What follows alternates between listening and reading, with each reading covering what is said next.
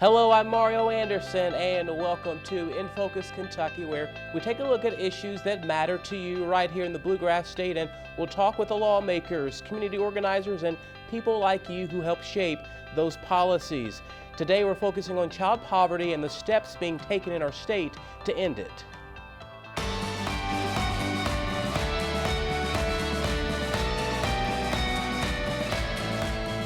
According to the United States Census, about 260,000 kids in Kentucky live in poverty, accounting for more than 26% of the state's children, and nearly half of Kentucky's children live in homes considered low income. To combat this, many people and organizations are bringing this issue to the forefront.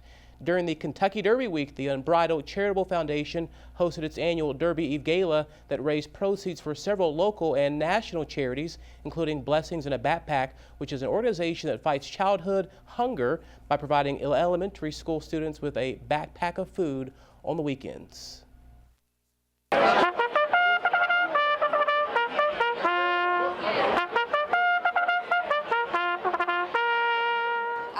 It's awesome. Lucky number 7. Yes. 7 is my lucky number. Yes. This is our 7th year, so I think it's going to be the best one yet. Tanya York Dees and Tammy York Day are the founders of the 7th annual Unbridled Eve Derby Gala that brought together television and movie stars, athletes, and musicians to raise awareness for a good cause. We have $1 million events, billion-dollar events going on, and less than 2 miles away, there are kids who are not going to eat between Friday night and Monday morning when they go back to school.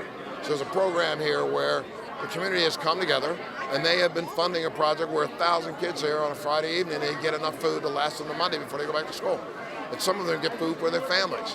And it's one of those very powerful moments in time when, maybe we can shine a light on its opportunity for people who have the means to take a second and get out of their narcissistic brains and think about somebody other than themselves. When you're doing charity stuff, this is such a fun event. Do you know what I mean? It's such a lively event. There's so much going on. I think it's a great way. It draws in a lot of people, a lot of celebrities, and everyone has a good time. And what a better way to give back than to draw in and have a great time. Proceeds from this year's event goes towards several charities in the city of Louisville that tackle the issue of poverty and homelessness and many more, including Blessings in a Backpack, which is a national nonprofit organization that feeds school children across the United States who are at risk of going hungry after school and on the weekends. We have a 2-year-old little boy now, and the thought of kids that age and younger or older going without food and being hungry in this country it's crazy, and it's kind of heartbreaking too. So we're very happy to be able to be a part of this and raise awareness and money for that. Along with the many celebrities who invaded Louisville during Derby weekend, the Night of Fun at the Unbridled Eve Derby Gala also used the event to host a ticketed dinner, silent and live auctions, all to shine a bright light on the importance of giving back to those in need. I think a lot of people forget that you get to experience this really cool stuff, but they found really intelligent ways to make money. Like we had a poker party last night. Everyone's playing poker. Everyone's buying it for extra chips. All that money's going to provide lunches for kids that can't afford it. Inner-city programs to make sure that people are getting fed and having good meals. Getting a good education, having textbooks. There's a lot of good that can be generated from something like this, and thankfully they tapped into it. Joining me now is Ben Reno Weber of the Greater Louisville Project to discuss data gathered by the organization explaining the community cost of poverty. Thanks so much for joining us here on In Focus Kentucky, Ben. Thanks for having me. Hey, absolutely. Now, give our viewers an overview of what you all do at the Greater Louisville Project. Sure. The Greater Louisville Project is a community data-focused organization. It's funded by a group of philanthropies. And we're really focused on how do we use data to help inform decisions that make our city more competitive. And talk about this poverty report that your organization worked on. I know that it said that the city of Louisville is missing out on $200 million of economic growth. So explain that. Yeah, at least $200 million. So what we really focused on with this report was what are the ways that poverty is experienced at a household level. And the reason that we did that is having tracked the trend data over time, what we can recognize is that while we have had some really strong growth in certain areas of our community, a lot of the interventions, no matter how efficient, aren't really moving the needle in terms of ending generational poverty. And so what we wanted to do was take a step back, having looked at how poverty is connected with health in past reports, and then also how concentrations of poverty impact our city's competitiveness, really looking at a household level to say, okay, if we're really going to change the trajectory of the kids growing up in poverty in our community now, how are we going to do that? What are the obstacles to their success? Now, what exactly are some of those barriers that keep those households in poverty? So they're really widely varied, and what's important to note is that, you know, addressing one barrier doesn't make success necessarily possible. You know, barriers stack. So if, for example, someone is housing unstable, they don't know where they're going to sleep on a regular basis, no matter how good the school is, that kid is very unlikely to be successful. And if you stack on top of that, difficulties with transportation. You know, how do I get to school, or how does my parent get to a job? And you stack on top of that, I'm food insecure. I don't know what I'm going to eat on the weekends. That kind of chronic stress is just crushing for a household. So what we really wanted to do was take a look globally at what it is that is impacting each individual household, so that as we are making policy and decisions, we really get focused on not meeting an individual need, but on meeting the needs of a household more globally. Now, talk about the city of Louisville compared to the rest of the country, based off of some of that data that you were able to compile. Yeah, no, I mean, it's interesting. So Louisville, we have compare ourselves to 16 other peer cities on a regular basis, and these are cities that look like us demographically, population size. And we're in the middle of the pack in terms of childhood poverty, although 1 in 5 Louisville kids is growing up in poverty, which is far too many. And what we're really looking at is, okay, if we made the kinds of investments that could pull the next generation out of poverty or mitigate the impacts of poverty on them, we could really move into the top tier of our peer cities in terms of jobs, in terms of education, in terms of health. So that's part of what we're really trying to drive into the conversation.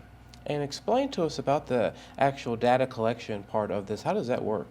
So we rely on data that is publicly available and replicable, because what we don't ever want to be in a position is, when we're looking at trends, we have to pay for an additional study. So most of our data comes from either the ACS or the Census Bureau or the Bureau of Labor Statistics. The exception is data for our public school system, which really tends not to be comparable to other data across states.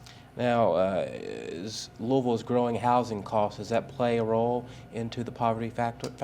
Absolutely. There is a huge shortage of affordable housing in Louisville, which is interesting because we also have a very large vacant and abandoned property rate. And I think there's a lot of people working on that. So affordable housing is one of the issues. Food is one of the issues. Transportation is an issue. Employment is an issue, not so much because there is a lot of unemployment, but because it's not often easily accessible to where there are people who are seeking employment. Now, you mentioned about food with kids and children in the city of Louisville. Are there a lot that are at least receiving the free or reduced meals at the schools? Yeah, no, there's a lot. I mean, there's a lot of interventions going on. And I think what I would want to highlight in this is it's not that the interventions that we're doing are bad or are not working. It's that they're not combined in a way that are really able to impact the trajectory of a family or a household. So we have an amazing food bank program that 100+ partners in Dare to Care. So they are out at the front end of meeting the food needs in every part of our community. But we don't have a way to say, all right, so if you're receiving food aid from Dare to Care, how do we make that the first point of contact with you? Because you're not there if everything else is going right in your life. Right? There has to be a way for us to say, okay, you're coming to Dare to Care. Now, how do we transform that action into a set of interventions where we say, all right, well, what else is going on in your life? What are the other basic needs that you have? And then once we understand that, what are your priorities? And how do we give you a warm handoff to someone who can help to meet those needs?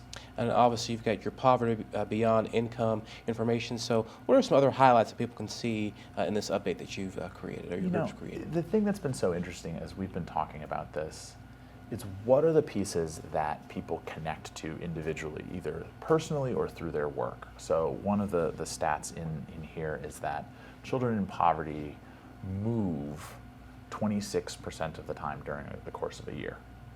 Right now, that is a huge number relative to kids who are not in poverty who move 11% of the time.